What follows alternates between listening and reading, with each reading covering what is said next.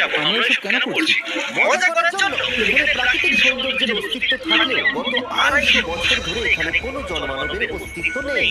কিন্তু পরের 7টা দিন আমরা এখানে কাটাবো। আর 4 ঘন্টার মধ্যে কিন্তু অন্ধকার হয়ে যাবে। এখানে খুব গরম। এক্ষুনি আমাদেরকে শেল্টার বানাতে হবে। আচ্ছা, এখানে তো ক্যাম্প করতে পারি। জায়গাটা বেশ সুন্দর লাগছে।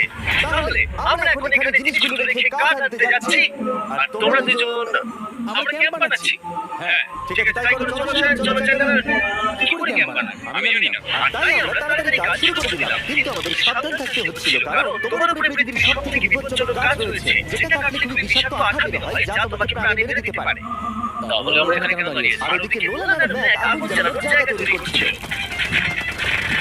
দেখো কত সুন্দর আগুন তৈরি করেছি আমরা। এখানে তো আগুন জ্বলছে না। না মানে এটাতে ভালো আগুন চালানো যাবে। আর সে ওদের থাকার জায়গার ফ্রেম তৈরি করছিল।